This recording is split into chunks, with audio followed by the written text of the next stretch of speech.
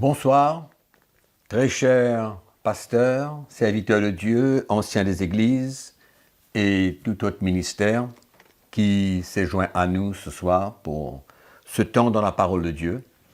Merci d'être connectés, merci de vous joindre à nous pendant ce moment et nous croyons que le Seigneur, par son esprit, va nous éclairer, va nous faire comprendre davantage le plan de Dieu pour notre vie, nous, les serviteurs de Dieu. La première chose, je voudrais vous rappeler un petit peu rapidement ce que nous avons partagé la semaine dernière, commençant la révélation du message de la croix de Jésus-Christ. Nous sommes aveugles, nous ne voyons pas, nous ne comprenons pas le plan de Dieu, la volonté de Dieu pour notre vie. Je vous rappelle que, en ce qui me concerne, mon témoignage, c'est que lorsque mes yeux se sont ouverts à la révélation du message de la croix, où j'ai compris que ma vie ne m'appartenait plus, que je ne pouvais pas faire ce que je voulais avec ma vie, et que j'étais prêt à vraiment ouvrir mon cœur et permettre au Seigneur de faire une grande œuvre dans ma vie. C'est là que j'ai compris que c'était le fondement de ma vie. Ce message allait être déterminant pour le futur, dans ma vie en tant qu'un mari, un serviteur de Dieu, appelé du Seigneur, comme vous. Ce message, si je l'avais accepté, et que je l'ai accepté, allait déterminer le ministère, le futur, et tout ce que Dieu avait réservé pour moi. Et bien sûr que une des premières réactions que nous avons vues, je vous ai parlé du témoignage des serviteurs de Dieu, qui quand ils ont entendu ce message, l'Esprit de Dieu expose, l'Esprit de Dieu leur parle, leur montre qui ils sont, comment ils ont servi le Seigneur, et ils se sont repentis comme moi je me suis repenti de mon état, de la manière que je servais le Seigneur. Et nous avons vu cela la semaine dernière, que la repentance était une des premières actions que celui qui embrasse ce message, c'est une des premières réactions. Il se repent devant le Seigneur et il crie au Seigneur et il demande au Seigneur sa grâce pour accepter et vivre ce message puissant de Jésus-Christ. Et ensuite, bien sûr, on réalise que Dieu doit faire une œuvre profonde par le Saint-Esprit dans notre cœur, dans notre vie. Et c'est à ce moment-là que nous mettons notre vie sur l'autel et il y a un bon parfum de Christ qui va émaner de tout cela, parce que quand on perd notre vie, c'est la vie de Christ qu'on a en retour. Et c'est ça le ministère finalement. C'est la vie de Christ que nous transmettons au peuple de Dieu, l'onction de Dieu. Mais pourquoi est-ce que nous avons besoin d'accepter cette œuvre de Dieu profonde dans notre cœur? Premièrement, c'est pour transmettre la vie de Christ au peuple de Dieu. Ouvrons notre Bible dans l'épître de Paul aux Corinthiens, deuxième épître, au chapitre 4, nous allons lire un seul verset. Vous pourrez peut-être parcourir ce chapitre. Et dans le verset 12, Paul fait un petit peu la conclusion. On peut lire le verset 11.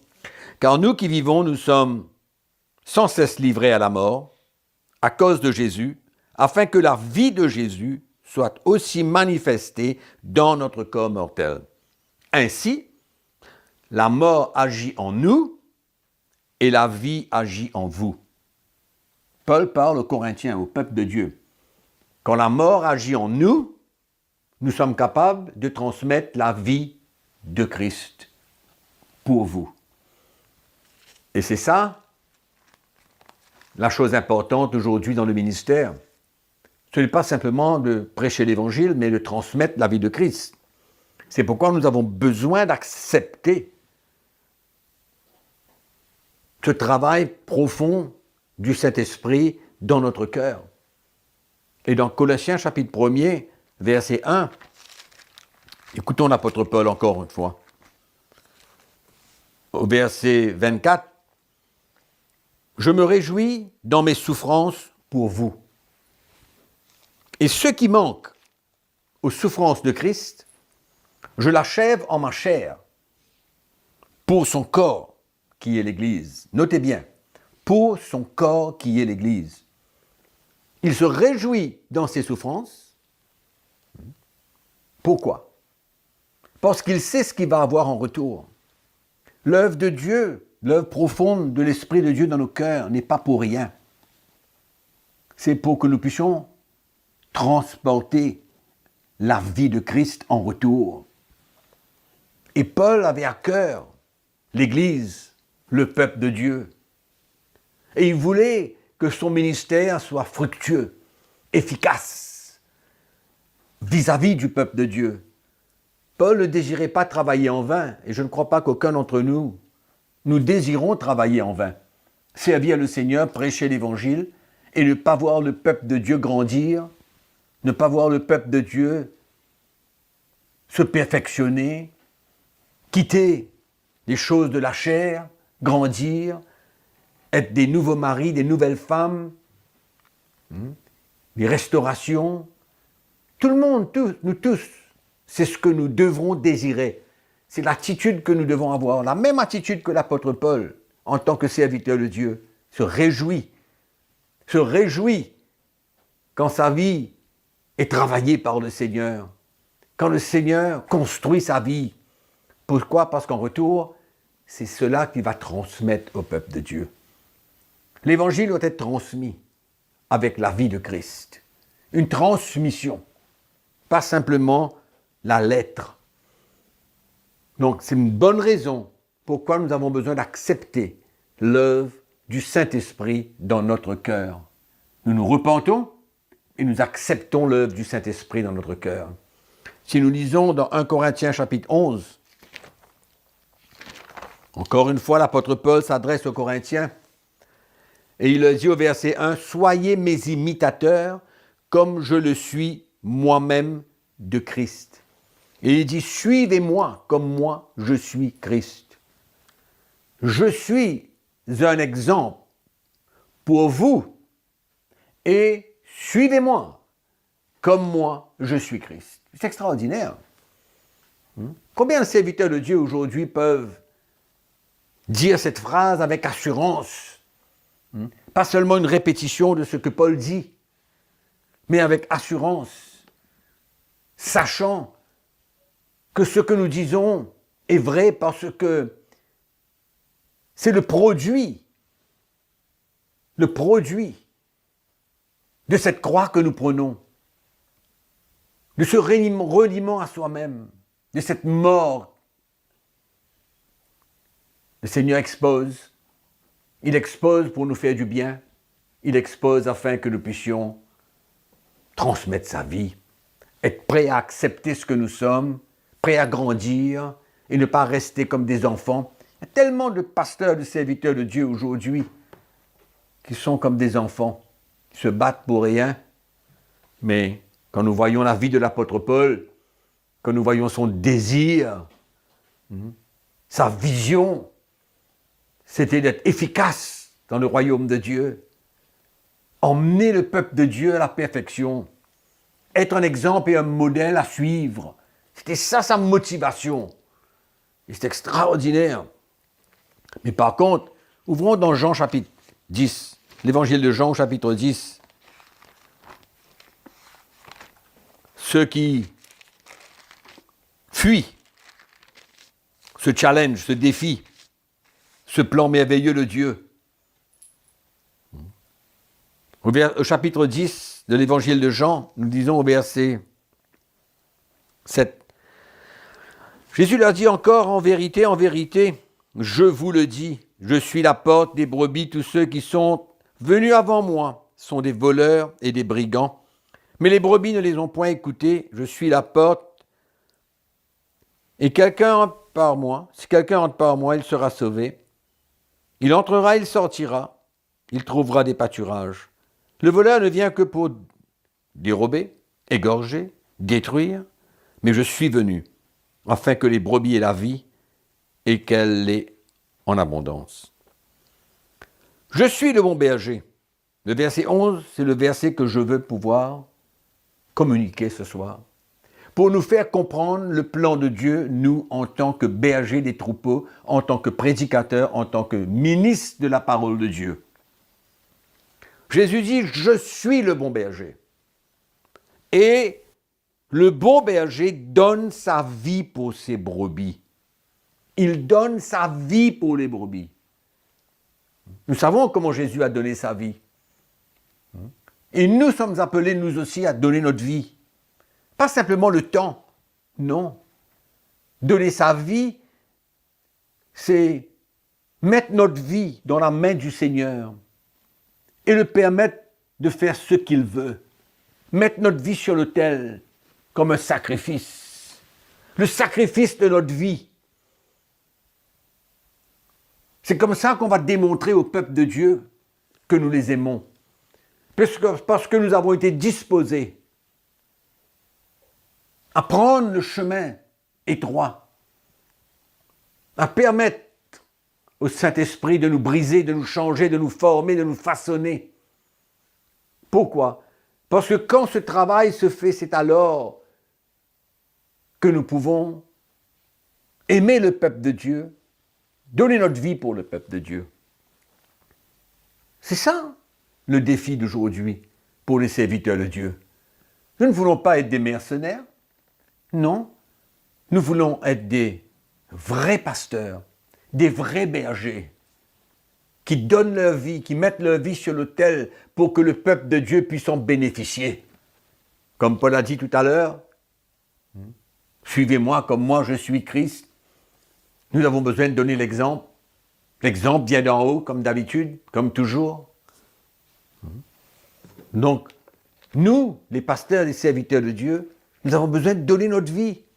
Et le don de notre vie, se renier soi-même, prendre notre croix et suivre le Seigneur. C'est comme ça qu'on montre au peuple de Dieu que nous les aimons, que nous sommes prêts à perdre notre vie pour eux. C'est pas seulement de s'occuper d'eux. Il faut s'occuper d'eux de la bonne manière, il faut transmettre la vie. Il faut avoir le cœur du Seigneur. Et ce cœur du Seigneur, il est acquis quand nous sommes prêts à perdre notre vie pour en retour avoir la vie de Christ pour la transmettre au peuple de Dieu. Ça, c'est la démonstration d'un pasteur, d'un serviteur de Dieu qui aime le peuple de Dieu. Il aime le peuple de Dieu. Il est prêt à servir le peuple de Dieu. Il est prêt à mettre sa vie sur l'autel pour le peuple de Dieu, souffrir pour le peuple de Dieu. Colossiens chapitre 1, verset 4, rapidement. Nous avons lu le verset 28 tout à l'heure, mais lisons le verset 24.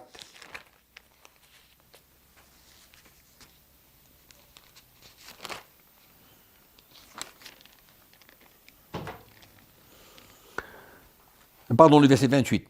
C'est lui que nous annonçons, exhortons tout homme et instruisons tout homme en toute sagesse afin de présenter à Dieu tout homme devenu parfait en Christ. C'est à quoi nous travaillons en combattant avec sa force qui agit puissamment en moi. Voilà comment Paul veut servir le Seigneur. Voilà comment il veut servir le Seigneur. Emmener le peuple de Dieu à la perfection. 2 Timothée chapitre 4. Verset 6. Paul, encore. Il dit, car pour moi, je sers déjà de libation, et le moment de mon départ approche. Je sers déjà de libation. Qu'est-ce que ça veut dire? Il était prêt à sacrifier sa vie pour le peuple de Dieu. C'est ça. que je veux pouvoir essayer de vous communiquer ce soir pour être un vrai serviteur de Dieu, un bon berger. Chapitre 2, verset 8.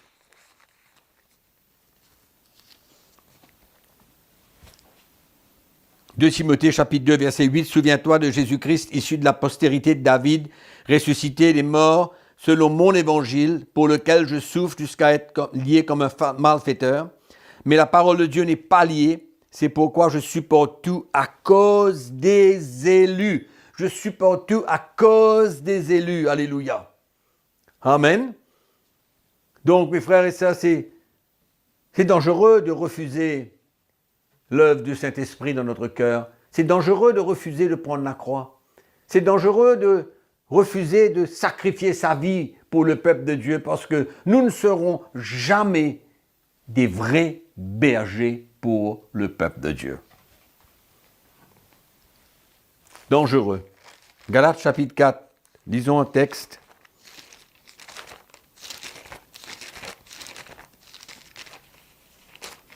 Où nous sommes des vrais bergers qui aiment le peuple de Dieu, qui sont prêts à donner leur vie, à payer le prix pour eux. Mais ici dans Galates chapitre 4, verset 16, nous lisons « Suis-je devenu votre ennemi en vous disant la vérité? Le zèle qu'ils ont pour vous. » Là, ici, l'apôtre Paul parle des autres serviteurs de Dieu, de leur état, leur attitude. Il dit « Le zèle qu'ils ont pour vous n'est pas pur. Mais ils veulent vous détacher de moi afin que vous soyez zélés pour eux. Il est beau d'avoir du zèle pour ce qui est bien et en tout temps, et non pas seulement quand je suis présent parmi vous, mes enfants pour qui j'éprouve de nouveau les douleurs de l'enfantement, jusqu'à ce que Christ soit formé en vous. » Amen. C'est sérieux. Ou alors nous allons être des vrais bergers en sacrifiant notre vie, ou alors nous avons se servir du peuple de Dieu pour notre intérêt, pour notre gain. Les faire être zélés pour nous, non pas pour Dieu. C'est ça le danger. C'est ça le vrai danger. Ou il y a un choix. On prend sa croix, on permet au Seigneur de faire une œuvre,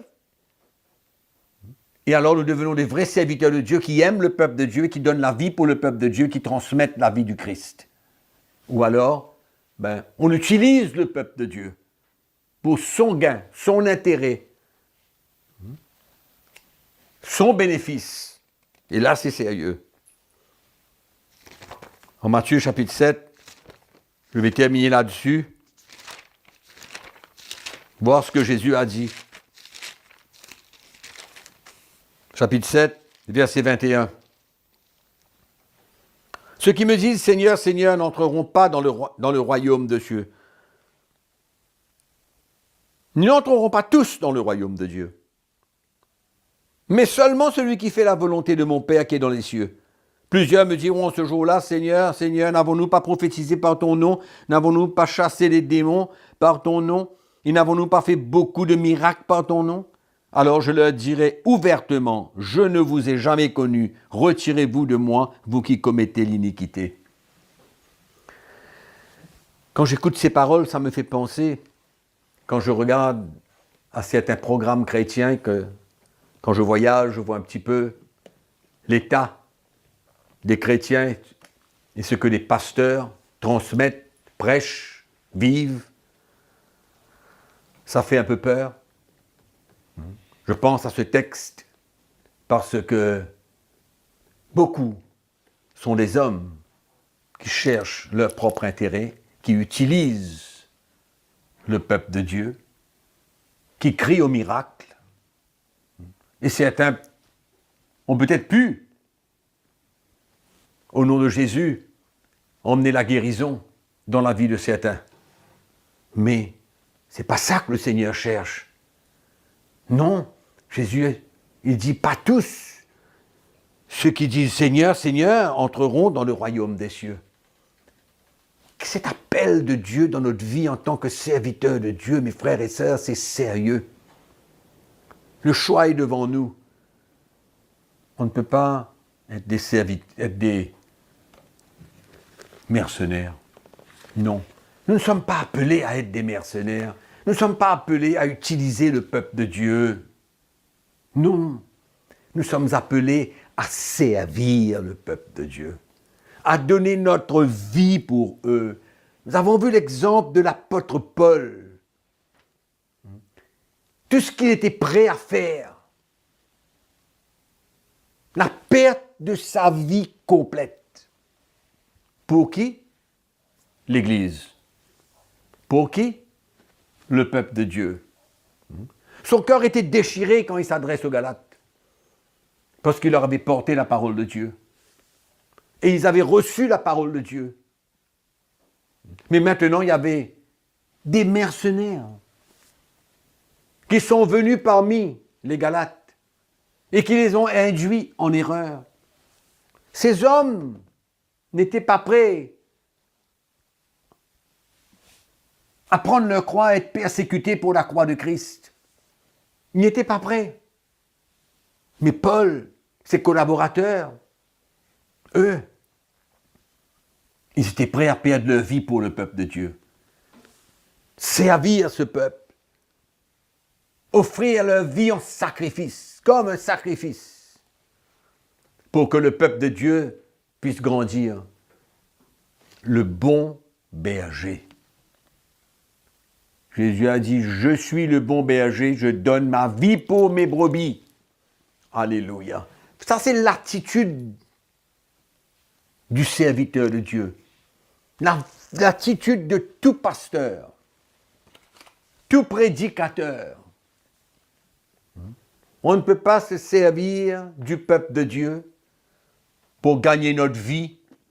On ne peut pas se servir du peuple de Dieu pour notre propre gain, notre propre intérêt.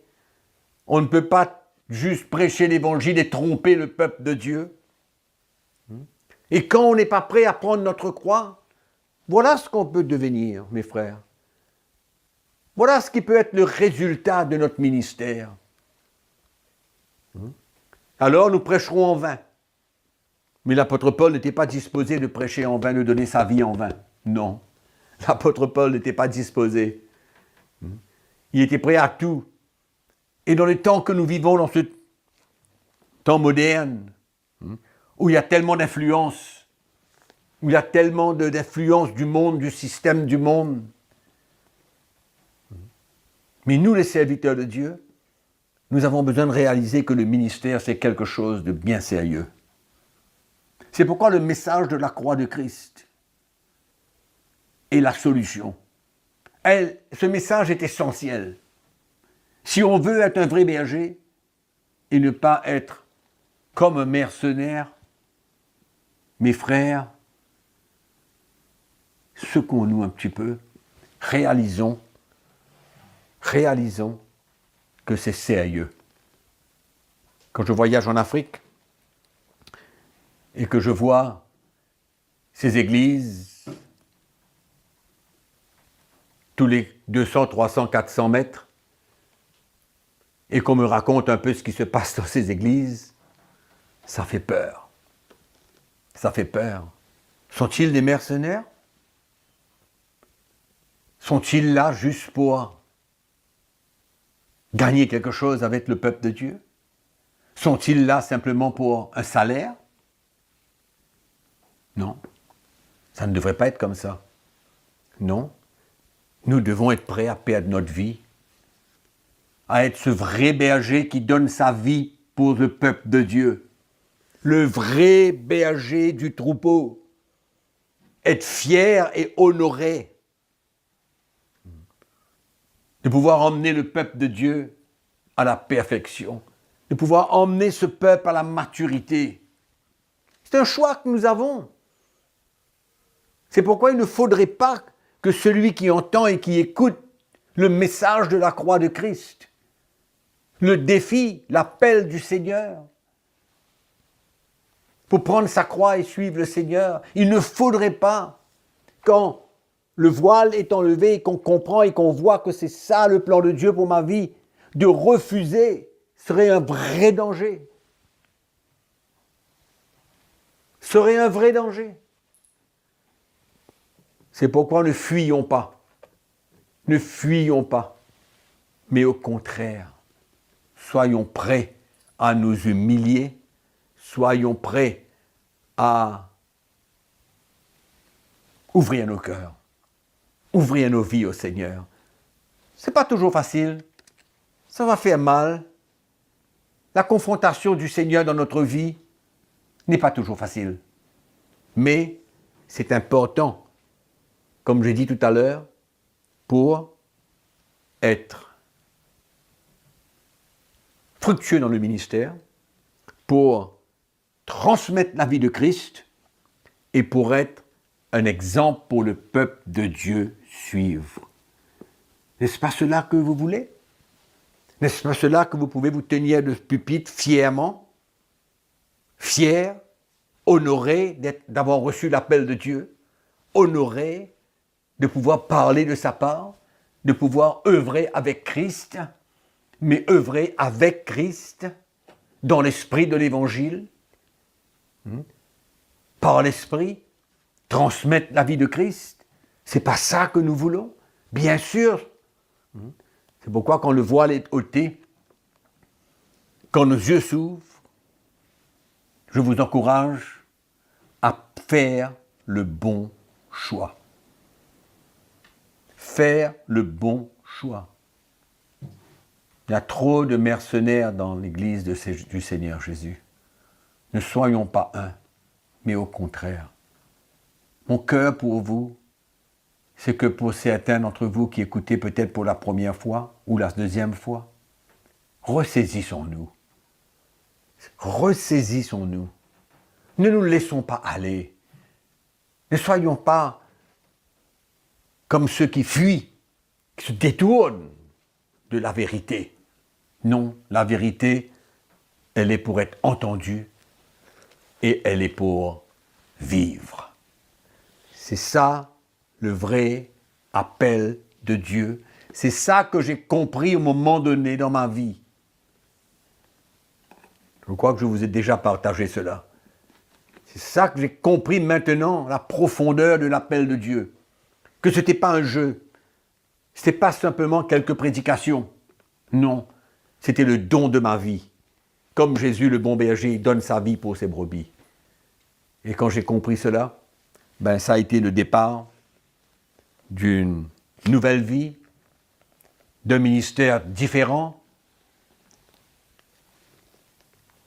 d'un ministère fructueux, et cela emmène une grande, grande joie dans nos cœurs. Vraiment une grande joie dans nos cœurs. Quand ce message vient à nous, on n'est plus perdu. On a une direction, on comprend le plan. Donc mes frères, tous ceux qui m'écoutent, je veux vous encourager. Ne fuyons pas. Faisons le bon choix. Servons le Seigneur comme il le faut. Ouvrons nos cœurs à l'action du Saint-Esprit. Et nous allons voir par la suite les choses qui vont changer, les choses qui doivent changer, les défis, les challenges qui sont devant nous, après que nous avons accepté cette œuvre de Dieu, après que nous avons compris qu'on ne peut pas être un mercenaire, on ne peut pas attirer les gens vers nous-mêmes, on ne peut pas contrôler les gens, on ne peut pas manipuler les gens, mais on est appelé à être des vrais bergers qui aiment le peuple de Dieu et qui sont prêts à donner leur vie pour le peuple de Dieu. Ça commence par soi. Ça commence par soi-même, serviteur de Dieu. Que le Seigneur puisse vous encourager. Et ne laissons pas quoi que ce soit venir nous voler, nous enlever ce trésor qui est la révélation du message de la croix de Jésus-Christ. Sur ce, je vous quitte. Je vous dis à dimanche prochain. Entre-temps, soyez bénis, que la grâce du Seigneur soit avec vous et n'oubliez jamais que je veux le meilleur pour vous. Je veux votre bien-être, je veux que vous soyez bien spirituellement et que vous servez le Seigneur de tout votre cœur efficacement. Merci, à dimanche, et que le Seigneur vous bénisse. Je vous aime.